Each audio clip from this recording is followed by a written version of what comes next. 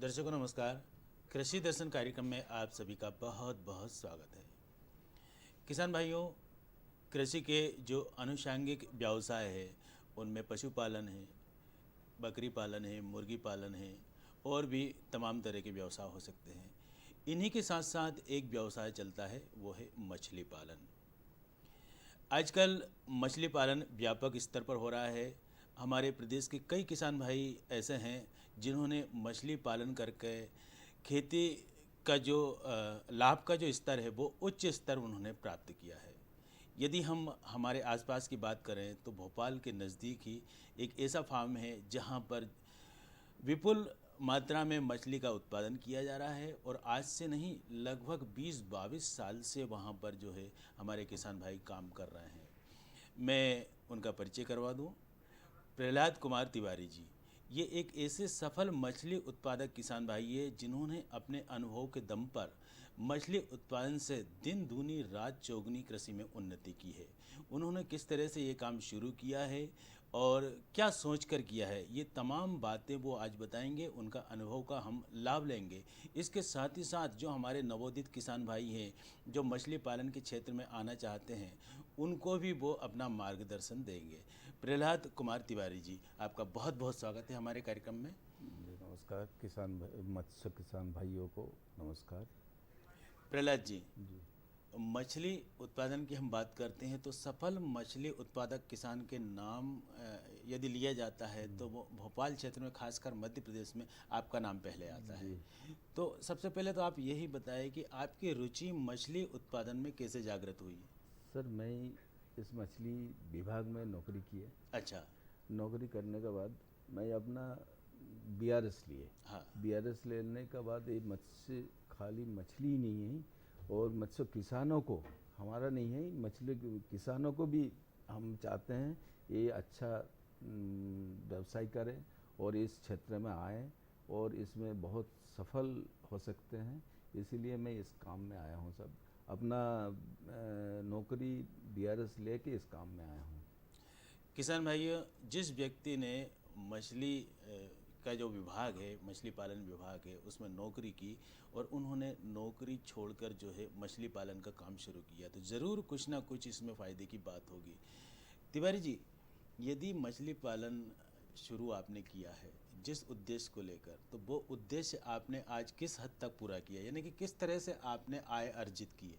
देखिए सब, मैं एफार्ट फिश फार्म में, हमारा पास प्रजनन केंद्र है हम्म। जिसको चाइनीज हैचरी, 6 चाइनीज हैचरी है, जी। और करीब करीब 10 हेक्टर हमारा पास ज़मीन है। अच्छा। उसमें पूरा मैंने मछली बीज और मछली उत्पादन ये सब में कर रहा हूँ, अच्छा से कर रहा हूँ और बहुत बढ़िया कर रहा हूँ। हमारा उत्पादन बहुत अच्छा है, मछली बीज का उत्पादन बहुत अच्छा है। करीब करीब इस साल 2020-21 में मैंने 30 करोड़ करीब स्पॉन उत्पादन किया, अच्छा। जिसमें 12-13 करोड़ फ्राई उत्पादन किया और फिंगरलिन किए। बहुत अच्छा मत्स्य बीज हमारा यहाँ उत्पादन होता है और करता हूँ, और उन्नत प्रकार का उत्पादन है। जैसी आजकल आप देख रहे हैं सब, क्या मतलब मछली बीज का, जी। जैसी आप नदी का नर और तालाब का मादा लेके हम्म। आप अगर करें, उसका उन्नत प्रजाति की ये हो। तो मतलब आपके यहाँ मछली का बीज भी तैयार किया जाता है। बिल्कुल। तो कौन कौन सी किस्म की हमारे मछलियाँ यहाँ अपने यहाँ हैं। मत्स्य बीज का आपका कातला, जी। रोहू, हम्म। मिर्गेल, हम्म। ग्रास काप, हम्म। सिल्वर काप और कॉमन काप, ये सब मछली का बीज मतलब जो उत्पादन होता तमाम जो मार्केट में जो मछलियाँ बिकती है, चलती है, वो तमाम बीज आपके है, पास बीज है। उत्पादन करते हैं। तिवारी जी, यदि हमारे जो किसान भाई मछली पालन व्यवसाय शुरू करना चाहते हैं तो सबसे पहले किन संसाधनों की ज़रूरत पड़ती है, मतलब क्या क्या चीज़ों की व्यवस्थाएं उन्हें करनी पड़ेगी। देखिए, इसमें बड़े बड़े डैम है, मध्य प्रदेश में तो बहुत डैम है, जी। और जो छोटे छोटे पोखर, तालाब छोटे छोटे, हम्म। उसके लिए भी बहुत बेनिफिट का ये है। अच्छा। मत्स्य बीज, अच्छा प्रजाति का मत्स्य बीज डाले और अच्छा बेनिफिट मिलता है। हम्म। बेनिफिट मतलब क्या है, उन्नत प्रकार का अगर मछली बीज मिलता उनको जी। तो बहुत फायदा होता है। हम्म। जैसे हम 1 एकड़ में कम से कम 10,000 फिंगर लेन बोलते हैं जिसको, उंगली का जी। वो डालते हैं। और 1 एकड़ में मिनिमम आपका रोहू कतला, जो अपना इंडियन मेजर कप बोलते हैं, रोहू जी। कतला मृगल 1 एकड़ में कम से कम 3 टन्स मिलते हैं। और आजकल एक प्रजाति आया हुआ है, मैं किसान भाइयों को बोलूँगा, बिल्कुल। जो पंगासियस प्रजाति, ये हाई डेंसिटी फिश, मतलब आपको जैसी इंडियन मेजर कप आपका 1 एकड़ में मैक्सिमम 3 से 3.5 टन्स देते हैं। अच्छा। और ये जो हाई डेंसिटी फिश है पंगासियस, ये कम से कम 1 एकड़ में 25 टन से ऊपर देते हैं। वाह। हम तो किसान भाइयों को बोलूँगा, जो छोटे छोटे तालाब, छोटे छोटे पोखर, गांव का पोखर, इसको इसमें कन्वर्ट करे और अच्छा प्रजाति का बीज डाले और हाई डेंसिटी फिश में आए। इसका मार्केट में जो थोड़ा सा रेट कम मिलते, लेकिन बहुत अच्छा फायदा मिलता है। तो इस तरह से तिवारी जी, जैसे कि आपने बताया कि बीज हमारे यहाँ तैयार होता है, और आपने अभी बताया कि 10 हेक्टेयर के लगभग आपके पास हमारे जो पास है जल क्षेत्र है। जल क्षेत्र है, जी। इसमें जो है मछली का उत्पादन किया जाता है। यानी कि किसान भाइयों, यदि आपके पास 10 हेक्टेयर का जल क्षेत्र है तो उसमें आप मछली का उत्पादन शुरू कर सकते हैं। अच्छा, यदि इससे कम क्षेत्र है तो भी अच्छा होगा। अच्छा। मिनिमम आधा हेक्टेयर में भी आप कर सकते हैं, आधा एकड़ में भी कर सकते हैं। अच्छा, आजकल जो खेतों में जो छोटे छोटे तालाब बनाते हैं तो उनमें भी शायद मछली पालन बिल्कुल किया जाता बिल्कुल कर सकते हैं साहब, बहुत अच्छा फायदा मिलता है साहब। मैं बताऊं आपको, 1 एकड़ में रोहू, कतला, मृगल का साथ साथ आप पंगासियस भी डाल सकते हैं। है। अच्छा, चार वैरायटी एक साथ हो 4 जाती है। वैरायटी डाल सकते जी। हो, और साथ में कमन का, ये सब हर प्रजाति का मछली आप डाल के कर सकते हैं। और इससे हम तो बोलते हैं सब अच्छा फायदा मिलता है, बहुत। अच्छा तिवारी जी, एक बार जैसे मछली का बीज जो है पानी में डाला तो वो लगभग कितने महीने में या साल में जो है तैयार हो जाता है बेचने के लिए? हमारा जैसे सर आपने बोले मध्य प्रदेश का ये निवाड़ इलाका में है। हाँ। निवाड़ इलाका जी। इसमें कुछ क्षेत्र ऐसी हैं जहाँ उनको 12 महीना पानी नहीं रहता। अच्छा। तो सीजनल टैंक बोलते हैं इसको, जैसे गेहूं निकालो उस टाइम पानी खत्म, बिल्कुल। उसके लिए भी बहुत अच्छा फायदा है। जैसे आप उस तालाब में, हमारा निवाड़ इलाका में डालते हैं, हमने बहुत उसको सजेशन किया, और उसमें डालते कमन का, कतला, मृगल। अच्छा। उस साइड क्या है, आपको 50 ग्राम भी हो तो बिक जाता है, वो बहुत अच्छा। वो लोग हाई डेंसिटी डालते हैं और उनको अच्छा फायदा मिलता। तो कमन का, कतला तो ये आधा किलो 3 पाव हो ही जाता, 6-7 महीने में अच्छा फायदा मिलता सब। मैं तो बोलूँगा जो हर छोटे छोटे तालाब, गांव के पोखरों में भी ये सब काम कर सकते हैं। तो बिल्कुल, तो ये तो बहुत बढ़िया बात आपने बताई है तिवारी जी, कि यदि छोटे छोटे गांव में जो पोखर होते हैं, तालाब होते हैं, उनमें भी यदि मछली पालन किया जाए तो काफ़ी कुछ लाभ मिल सकता है। किसान भाइयों, हमारी चर्चा जारी है। फिलहाल हम लेते हैं एक छोटा सा विराम, इसके बाद पुनः हाजिर होते हैं।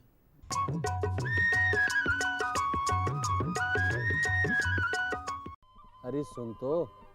मुझे क्या सुनाना चाहते हो? जो सुनाओ मेरी सौतन को। किसको? अरे वही तुम्हारा मोबाइल फोन, जिससे सुबह शाम दिन रात चिपके रहते थे और कहते थे किसान कॉल सेंटर से बातें हो रही हैं। अच्छा ये बात है। हाँ, क्यों, क्या हुआ? अब बात नहीं होती क्या? अब तो झट से बात हो जाती है। संबंधी समस्याओं का अपनी भाषा में तुरंत हल पाने के लिए पूरे भारत में किसी भी फोन से हेल्पलाइन नंबर पर संपर्क करें। किसानों का दोस्त, किसान कॉल सेंटर।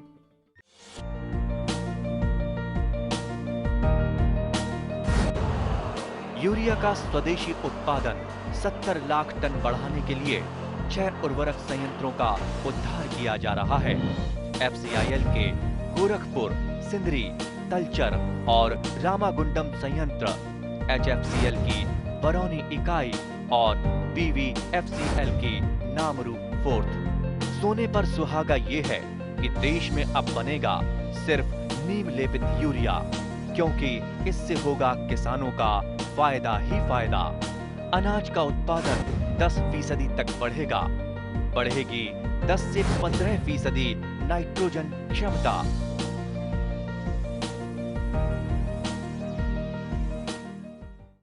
किसान भाइयों, पुनः आपका स्वागत है कार्यक्रम कृषि दर्शन में। हम बातचीत कर रहे हैं सफल मछली उत्पादक किसान प्रहलाद सिंह तिवारी जी से।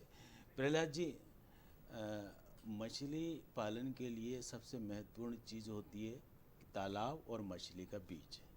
अब मछली का बीज उत्पादन के लिए मिल गया, अब उसको हमने तालाब में डाला, अब किस तरह से उसका प्रबंधन करना है, यानी कि मछलियों के खान पान की क्या व्यवस्था करनी है हमें, ये आप बताएं। देखिए, आजकल गांव में जो तालाब है जी। इसमें नेचुरली कुछ खाना आता ही है। हाँ जैसे गांव का गोबर, उसमें गाय भैंस सब जी। उसमें गोबर करते हैं, मूत्र करते हैं, इससे भी मछली का खाना बनता है। और आप खुद खाना डाल भी सकते हैं। अच्छा, डाल भी सकते हैं क्या क्या, जैसे सरसों खली, बिल्कुल। गोबर। और आजकल सबसे अच्छा एक किसान भाइयों को बोलूँगा मैं, हमारा एक बहुत बढ़िया ये चल रहा है आपका गाजियाबाद यूनिवर्सिटी से, एग्रीकल्चर यूनिवर्सिटी से एक डीकम्पोज बेस्ट डीकम्पोजर करके निकाले हैं। जी बेस्ट डीकम्पोजर। जी। तो वो 1 रुपया में जैसी 1 पैसा भी खर्चा नहीं है। अच्छा। आप खुद कर सकते हैं। 20 रुपया में एक पैकेट आते हैं, 20 रुपया। तो वो डाल के आप साल भर उसमें बना सकते हैं, उसमें कोई खर्चा नहीं है। तो इसको क्या तालाब में डालना है अपने नहीं, को? तालाब में नहीं। एक 200 लीटर का टैंक लीजिए, अच्छा। ड्राम। जी। ड्राम में आप 2 किलो 2 किलो गुड़। गुड़ डालिए और एक बेस्ट डिकम्पोजर डाल दें, ठीक है। तो बनते रहेगा। 5 दिन में 6 दिन में बन जाएगा। अच्छा। वो जो तालाब का, इसका फ़ायदा क्या है, सब तालाब में जो आपका बेस्ट खाना जो नीचे चले जाता है, हाँ हाँ। वो करते हैं मछलियों को, मतलब गैस होने से मछली खराब होते हैं और वो गिल्पिंग करते हैं, बीमारियां भी हो सकती हैं बीमारी भी इससे। होते हैं। जी। तो ये बेस्ट डिकम्पोजर का काम किया, उस खाना को वो फिर बना देते हैं, अच्छा, फिर से नया कर फिर देते से नया कर देते हैं। हैं। बहुत बढ़िया। बहुत बढ़िया चीज़ है ये हम कर रहे हैं। अगर कोई किसान भाई अगर देखने भी चाहे तो हमारा पास आ सकते हैं, हम उसको दिखा भी देंगे। कोई परेशानी, बहुत अच्छा चीज़ मिल रहा है ये। नहीं बिल्कुल, तो और ये तो आपने इससे- बड़ी अच्छी बात बताई है कि जो डीकम्पोजर, क्या बोला आपने, बेस्ट डिकम्पोजर। बेस्ट डीकम्पोजर, तो ये इसके व्यवस्था यदि की जाती है तो जो बेस्ट खाना है मछलियों का, उसको फिर से जो है उपयोग में लाया जा सकता है। अच्छा तिवारी जी, आपका काफ़ी लंबा अनुभव है, लगभग 22-25 साल से आप मछली पालन के क्षेत्र में काम कर रहे हैं, यानी कि आप 35 से 40 साल। 35 से 40 साल हो गए, यानी कि बहुत लंबा मतलब अनुभव है आपका। तो आपको ये भी पता होगा कि मछलियों को सबसे ज़्यादा क्या परेशानियां होती है, यानी कि बीमारियां किस तरह की आ सकती है। देखिए, सबसे बीमारी आते हैं गैस का। अच्छा। नीचे जो खाना आपका नीचे चले जाता है वो मतलब खाते नहीं, अच्छा। नीचे गया, वो होता है गैस, टॉक्सिक एसिड बोलता है। एसिड होने से वो मछली नीचे नहीं रह पाता। अच्छा। नहीं रह पाता तो ऊपर आके गिल्पिंग करके वो हवा से ऑक्सीजन लेते हैं। हवा से जैसी ऑक्सीजन लिया तो उसका गिल जो है मछली डैमेज हो जाती है। वो कम से कम 15 से 20 दिन का ग्रोथ खत्म हो जाता है उसका। तो इसके लिए हमने बहुत अच्छा, हमारा एक जो गाजियाबाद में कृषि अनुसंधान क्षेत्र हैं, उनका वहाँ डॉक्टर चंद्रा करके हैं, वो 20 रुपया में एक डिकम्पोजर दे रहे हैं। ये लेके आप बनाइए घर में, खाली 2 किलो गुड़ एक 200 लीटर का ड्राम में डालिए और उसमें पानी भर दीजिए, और 4 से 5 दिन का अंदर ये कंप्लीट हो जाएगा। उस पानी में आप उसमें डाल दीजिए, और जो आपका परेशानी है मछली जो कमज़ोर करने का, ये ख़त्म हो जाता है, बिल्कुल ख़त्म हो जाती है। तो ये तो बहुत बढ़िया बात आपने बताई कि इस तरह से जो मछली की जो कई तरह की बीमारियां होती है वो भी जो है दूर हो जाती है, यानी कि मछलियाँ हमारी सुरक्षित रहती है। इसके अलावा और क्या रिस्क, क्या मतलब जिम्मेदारियां हमारे मछली पालक किसान भाइयों को निभानी पड़ेंगी। जिम्मेदारियां है भाई, अच्छा उच्च प्रजाति के मछली के बीज डाले। हाँ। क्योंकि आजकल जो जनरेशन मछली की हमारे मध्य प्रदेश में हो रहा है जी, तो एक ही प्रजनक का प्रजनन करा रहे हैं हम लोग। अच्छा। तो इससे हमने एक जो अनुभव किया अपना, हम जैसे यहाँ सामने है नर्मदा जी, नर्मदा जी का नर लेके आया, ये हमारा बेतवा का मादा ले आया, उससे क्रॉस ब्रीडिंग कराया। अच्छा। ये न्यू जनरेशन होते हैं। ये न्यू जनरेशन होने से इसका ग्रोथ बहुत अच्छा, फर्स्ट ग्रोथ होते हैं। तो मतलब इस तरह से भी कर सकते हैं। बिल्कुल। अच्छा तिवारी जी, आप यहाँ पर बैठे हैं, आप ये बताएं कि शासन स्तर पर क्या लाभ मिल सकता है यदि किसान भाई मछली पालन करते हैं तो? हमारा मध्य प्रदेश शासन एवं केंद्र शासन मछली किसानों के लिए बहुत बेनिफिट देते हैं और बहुत सा उनका स्कीम है जी। जैसी आप लोगों को बताया किसान भैया, हमने एक बढ़िया मतलब मछली बीज का आहार बनाने का मशीन जी। जो हमको खरीदने पड़ता था कुछ कंपनियों से, हाँ हाँ हाँ, तो बहुत खर्चा इसमें कम आ रहा है। मैं खुद बना रहा हूँ। बहुत बढ़िया। ये आप देख सकते हैं हमारे यहाँ आके बहुत बढ़िया खाना बनता। बिल्कुल। और दूसरा उन्नत, सबसे पहले किसान भैया को ध्यान रखिए, आप उन्नत प्रजाति का बीज मत्स्य बीज होना चाहिए। और आजकल एक और चल रहा है साहब, आप 1 एकड़ में जो बड़ा मछली है, यार्लिंग बोलते हैं, मतलब 1 साल पुराना, अच्छा। वो बच्चा डालिए। ठीक है। कम से कम 1 किलो में 5 नाग हो भले। 1 एकड़ में आप 1500 डालिए, एक मिनिमम 3 किलो साइज हो जाएगा। तो लगभग थोड़ा आप ऐसा बताएंगे, जैसे 1 एकड़ में यदि प्रक्षेत्र है, अपना जल क्षेत्र है, तो कितना लाभ हो सकता है, मतलब कितना पैसे का लाभ मिल सकता है? देखिए, एक कौन इसमें हर प्रकार की स्कीम है। अच्छा। और हर प्रकार की मछली प्रजाति डाला जाता है। जी। जैसी अपना इंडियन मेजर कार्प IMC जिसको बोलते हैं, कतला, रोहू, मृगल, कमन कार्प, ये डाले तो आपको साल में 1 एकड़ में कम से कम 40 से 50 हज़ार रुपया मिलेगा। और आजकल जो पंगासियस मछली मिल रहा है 1 एकड़ में, ये कम से कम 1 एकड़ में 25 से 30 टन मछली आप उत्पादन कर सकते हैं।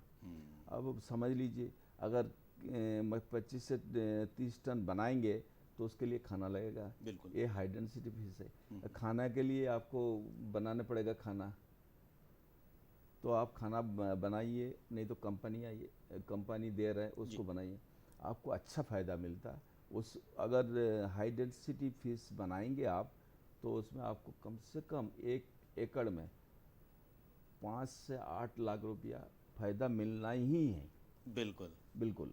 तो किसान भाइयों, 1 एकड़ में 5 से 8 लाख रुपए का फायदा तक आप कमा सकते हैं, बशर्ते कि आप बेहतर तरीके से मछली उत्पादन करें।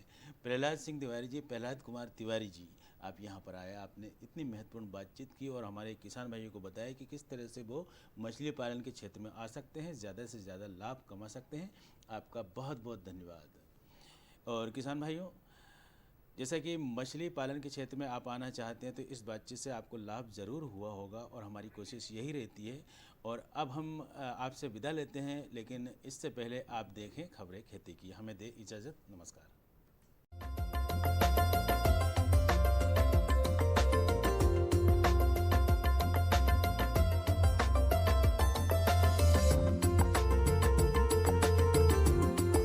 नमस्कार किसान भाइयों, खबरें खेती की में आपका स्वागत है। सबसे पहले एक नज़र कृषि से जुड़े आज के मुख्य समाचारों पर।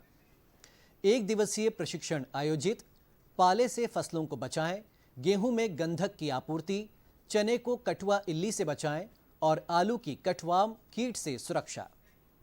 और चलिए देखते हैं समाचार विस्तार से। कृषि विज्ञान केंद्र जावरा रतलाम द्वारा ग्राम मुंडला खुर्द में डॉक्टर सर्वेश त्रिपाठी, वरिष्ठ वैज्ञानिक एवं प्रमुख के मार्गदर्शन में तिलहनी फसलों में लगने वाले कीट एवं व्याधियों के प्रबंधन के बारे में जानकारी दी गई। साथ ही किसानों को बताया गया कि स्वस्थ एवं प्रमाणित बीज का ही प्रयोग करें तथा बीज का बीजोपचार जरूर करें, जिससे पौधों में लगने वाली बीमारी से फसलों को बचाया जा सके। लहसुन एवं प्याज में लगने वाले कीट एवं रोगों के नियंत्रण के बारे में भी जानकारी दी गई। साथ ही पशुओं में टीकाकरण का महत्व समझाते हुए किसानों को टीकाकरण के लिए प्रेरित किया गया। पाले से फसलों को बचाएं। पाला पड़ने की संभावना आमतौर पर दिसंबर से जनवरी के बीच होती है, लेकिन कुछ वातावरणीय कारणों से इसकी अवधि से जनवरी माह के अंत तक भी इसमें बढ़ोतरी हो सकती है। मैदानी क्षेत्रों में जहां उष्णकटिबंधीय फसलें उगाई जाती हैं, वहां फसलों की गुणवत्ता तथा उत्पादन में पाले एवं सर्दी का प्रभाव पाया गया है। इसके कारण फलदार पौधों का भी नुकसान होता है। ऐसे में पौधों के पत्ते सड़ने से बैक्टीरिया जनित बीमारियों का प्रकोप अधिक बढ़ जाता है। पत्तियां, फूल तथा फल सूख जाते हैं। फलों के ऊपर धब्बे पड़ने लगते हैं, जिससे उनका रूप और स्वाद भी खराब हो जाता है। फसलों में पाला पड़ने की आशंका पर घुलनशील सल्फर 85% की 3 ग्राम मात्रा या थायो यूरिया की 0.5 ग्राम मात्रा या व्यापारिक गंधक अम्ल की 1 मिलीलीटर मात्रा प्रति लीटर की दर से पानी में घोल बनाकर छिड़काव करने की सलाह दी जाती है। इसके अलावा खेत के चारों ओर धुआं करना भी उपयोगी पाया गया है। गेहूं में गंधक की आपूर्ति। गेहूं में गंधक की कमी के लक्षण मुख्यतः रेतीली जमीनों में प्रकट होते हैं। कमी के लक्षण नई पत्तियों पर दिखाई देते हैं, जिसमें पत्तियों का हरा रंग धारियों में उड़ता है, पत्तियों का रंग पीला या सुनहरा पीला हो जाता है, पत्तियों के किनारे ऊपर या नीचे की ओर मुड़ जाते हैं और प्याले जैसे आकार के दिखने लगते हैं।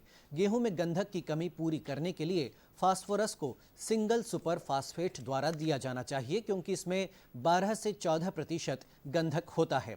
यदि डीएपी डाला गया है तो 100 किलोग्राम जिप्सम प्रति एकड़ प्रयोग करने से गंधक की कमी दूर की जा सकती है। चने को कठुआ इल्ली से बचाएं।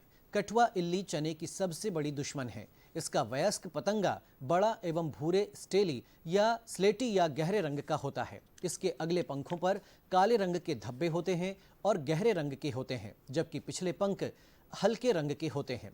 यह रात्रि के समय अधिक सक्रिय रहता है। यह कीट पौधों की पत्तियों के निचली सतह पर अंडे देता है और ये कभी कभी मिट्टी में भी अंडे देता है। इसकी इल्ली भी दिन में मिट्टी की सतह के नीचे रहती है और रात के समय कोमल पौधों को सतह के समीप से ये कुतरती है। इसके अलावा शाखाओं को भी खाती है। इल्ली ज्यादा नुकसान करती है। इसके यांत्रिक नियंत्रण हेतु पूरे खेत में थोड़ी थोड़ी दूरी पर गड्ढे खोदें और जब रात में इल्लियां बाहर आएं तब गड्ढों में गिर जाएं और अपनी स्वभक्षी क्रिया के द्वारा एक दूसरे को नष्ट कर दें। खेत में बहाव द्वारा सिंचाई करने से भी इल्लियां मर जाती हैं। शाम के समय घास फूस छोटे छोटे ढेर पूरे खेत में उचित स्थानों पर बनाकर रखने से इल्लियां उसमें शरण लेती हैं और सुबह इन्हें इल्लियों समेत नष्ट कर देवें। वयस्कों को पकड़कर नष्ट करने के लिए प्रकाश प्रपंच का उपयोग करें। रासायनिक नियंत्रण के लिए फॉरेट 10G का 15 से 20 किलोग्राम प्रति हेक्टेयर की दर से मृदा में भुरकाव करें। एथियान 50 EC का 2 से 3 लीटर प्रति हेक्टेयर की दर से पौधों और मृदा पर छिड़काव करें। क्विनाल फॉस 25 EC 1.5 से 2 लीटर प्रति हेक्टेयर की दर से छिड़काव करें। आलू की कटवॉर्म कीट से सुरक्षा। आलू का कर्तक कीट कटवॉर्म मादा शलभ पत्तियों की निचली सतह या आलू की मिट्टी पर अंडे देता है, जिससे भूरे या स्लेटी रंग की इल्लियां निकलकर नए उगने वाले पौधों को पास से काट देती है। बाद में कंद के अंदर प्रवेश कर गूदे को खाकर नुकसान पहुंचाती है। इसके नियंत्रण के लिए प्रारंभिक अवस्था में प्रातःकाल तने के पास मिट्टी से इल्लियों को इकट्ठा कर नष्ट कर देवें। प्रकोप दिखाई पड़ने पर कार्बारिल 50 WP 2 किलोग्राम प्रति हेक्टेयर या क्लोरोपाइरिफॉस 20 EC 2.5 लीटर प्रति हेक्टेयर की दर से घोल बनाकर मृदा या मेड़ों की ड्रेचिंग करनी चाहिए। तो किसान भाइयों, खबरें खेती की में इतना ही। मुझे दीजिए अनुमति। नमस्कार।